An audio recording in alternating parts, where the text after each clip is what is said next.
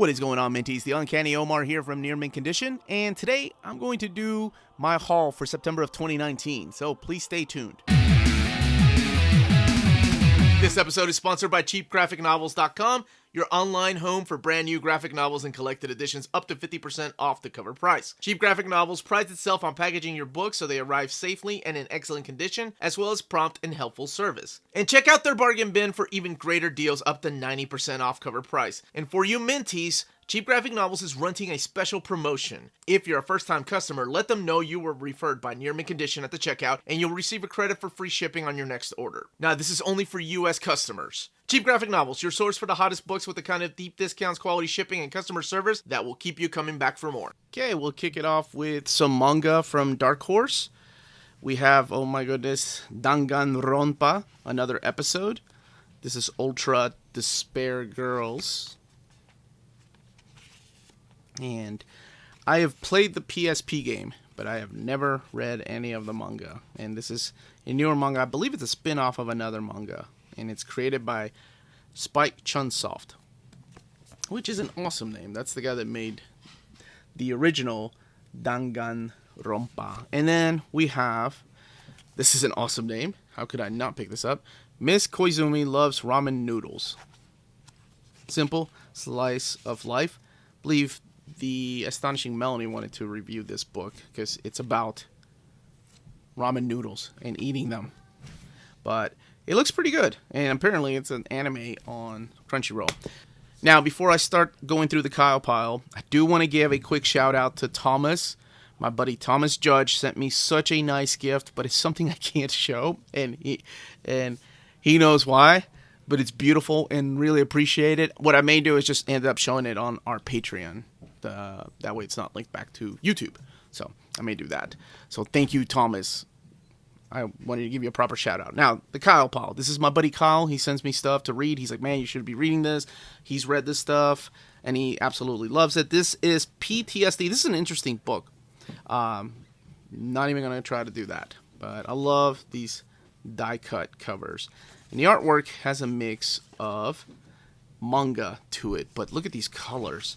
You know, I think I may end up reviewing this book. It's really, really pretty. That's the kind of artwork. I love the color tones that they use. And like I said, it has a very manga-ish look to it. Or a very European look to it. But I was just taken back by this die-cut cover on a hardcover. That is really cool. Now, have you seen The Amazing Amanda and my reviews of Skyward Volume 1? We actually did a review of Volume 2.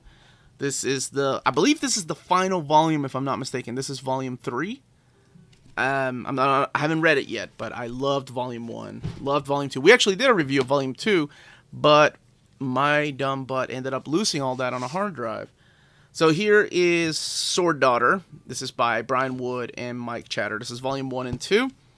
And I just wanted to showcase some of the artwork here. I really liked the Black Road that I read by Brian Wood. Now, I'm one that can separate the artist from the art. That's always been the way that I was. I know some people can't, and hey, that is up to you. You do not have to buy Brian Wood's products. But the way I see it, though, is, you know, there's all these other people that worked on the book, and they're being punished because of something shitty that Brian Wood did. But anyway, that's always been me. I still listen to Michael Jackson. Here's Debris by Curtis Weeby and Riley Rosmole. I've not read this. This is an Image book. But it reminded me a little bit of the color tones that I saw like in PTSD or mainly in European books. I love the use of colors. It's gorgeous artwork. Then we have Hardcore Part 1 with that title alone. And it's written by Andy Diggle. Oh, that's Dan Pinocchio on artwork, actually. Recognize that guy. So this is a Image book. It's Skybound Studios, and I want to say that's Robert Kirkman's studio, if I'm not mistaken. One of my favorite books he got that I actually read was Deviations. This is the crossover from IDW. This is Volume 2. But this particular volume has Judge Dredd, My Little Pony, and the X-Files. And I want to say something else, too. This was the crossover event that I showed off last month. And Star Trek, that's what it was. with the Transformers and Mask, but this is all the other stuff that was never collected in the hardcover. Now, I don't know what this is, but this is Aftershock Comics Pestilence. I'm a big fan of Frank Thierry. Loved his stuff when he was doing at Marvel, and now he's going back to Marvel, too, to write some stuff. But this is Volume 2, so I haven't read Volume 1 yet. And then we have The Ghost of Gaudi, El Torres and Jesus Alfonso Iglesias. Now, I've had these magnetic press books before, and one of my favorite things is, well, I know this might get OCD for some people, but the way that they have round edges on the corners. I love that about them. Makes these magnetic press books stand out, rather. All right, now let's look at some more trades. Ended up getting the Exiles. This is volume 1 of the latest series that got canceled. One book that I'm really excited about that I'll review is Knights of the Golden Sun.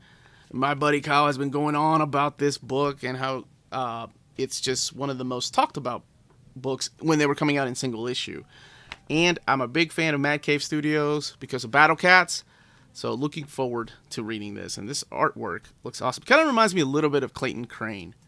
Then we have Fight for Tomorrow. This has artwork by Dennis Cohen. It is written by Brian Wood. Let's see. Death Valley by Keith Champagne and Sean Mull. Here's just a little bit more of that artwork. And this one I'm really excited to read. This is Paradiso by Ram V and Pramanik Kelly. I don't know. I just like the artwork in this is freaking awesome. So I have a lot of reading to do. And honestly, that's what brings up something. I have been busy at work for the last couple of weeks, and I haven't been able to do any reviews in a flash. But things are going to start slowing down, and I'm going to take off to read a lot of books. So this is Ronin Island. This is by Greg Pak, and nope, not even going to play that game. This looks like it's very manga-ish inspired. Looks beautiful. Is it a... I want to say, yeah, it's a volume 1. And this is also by Boom Studios. So this is something unique. This is from CG Studios. This is Mediterranea. So it's Mediterranea volume 1. I really like the artwork in here. Kind of reminds me of the old Udon Studio days. Gotta be careful what I show because it's got some adult content. Okay, it's got a lot of adult content. But it reminds me a lot of the Udon Studio artwork, like Alvin Lee and those guys when they first started drawing for Arnold Sang, that was another one. Omar Dogan, those guys. When they first started drawing, and the colors, a lot of that Udon Studio artwork. And here is Wonder Woman. This is the 3rd volume and final volume of the pre-crisis stuff by Greg Rucka. We did an old reader, new reader on volumes 1 and 2 of this, and this is the 3rd volume, and it is freaking awesome if you have never read them. Then I got the Harleen, even though I'm probably going to get this in oversized hardcover, but absolutely love this guy's artwork. This is Stefan Zijic? Stefan? I know somebody on my channel once told me how to pronounce it, and it's not that I didn't listen, it's just that I forgot. But if anything, to get to read that. Reading this right here and reviewing it with my friends and on Omnibus, and I did an overview of that. All right, and here is I Hate Fairyland Volume 2. This is the follow-up to Scotty Young's Volume 1, but this collects issues 11 through 20. I really like the green cover. There was a variant DCBS cover that was all black, and I got the variant one for the first volume, but I was like, nah, I kind of like the neon green color. I wish I had gone for the pink colors of the first volume. But I read the first one. It is definitely mature. It doesn't look like it, but it is, and I cannot wait to read this. Oh, my God, it's been forever since we've had a volume of Lazarus. So excited to go read this. I can't flip too much through it. We've done an old reader, new reader on volumes 1 and 2, and this is the 3rd volume. It is Greg Rucka and Michael Lark's wonderful masterpiece. Oh, I cannot wait to read this. I'm going to do an overview of this, so keep an eye on the channel, probably here in the next day or two, because some of my viewers have been wanting me to do it. Here is another hardcover. This is Wonder Woman by John Byrne. And I think, yeah, there's nothing special up underneath the dust jacket. But this is volume 3, and that finishes out the John Byrne run.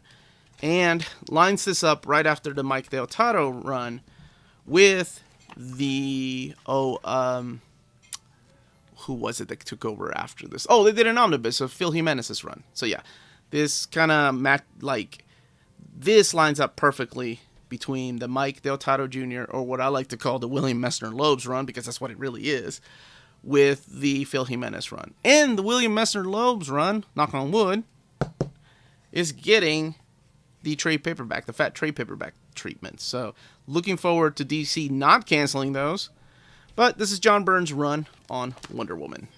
So here we have Gerard Way and Gabriel Ba's third book in the series of Umbrella Academy, Hotel Oblivion. I'm hoping, I just wanted to read it, but that Dark Horse ends up collecting this in a library edition. And I saw that they're re-releasing the slipcases too, which is awesome. Love the cover. See how shiny some of the parts are. That's awesome. This is Simon Spurrier, so you know what to expect. And you know that he loves picking his own artists, so he has teamed up with Jonas Goonface for Godshaper. No idea what this is about, but you have met Simon Spurrier. He always he always writes these interesting, over-the-top, over-intellectual sometimes, a lot smarter than me, stories that I end up really enjoying, with a good mix of, like, cartoon humor in them. I don't know. He gets it. I was a big fan of his when he was doing the Legion book, so this is from Boom Studios. How have you not gone and purchased this already, just based on the cover, right? Benjamin Marra's Night Business. This is an all-in-one hardcover. Here's the back right here. And this is the collection of stories that are all done in black and white.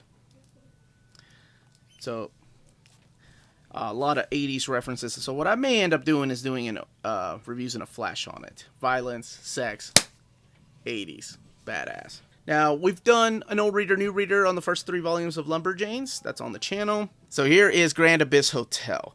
This is one of those books that has the same dimensions as Private Eye or Barrier from Brian K. Vaughan. And it, of course, is published by Archaea Studios, who is notorious for doing that. But I just wanted to showcase some of the artwork here. I don't think the video can do this widescreen kind of artwork justice. It is stunning and suits the writing. It's the only way I can describe it, and I can't imagine this being in a standard dimension trade paperback. Like, to me, it has to be in this widescreen format. It looks absolutely gorgeous. Look at those colors.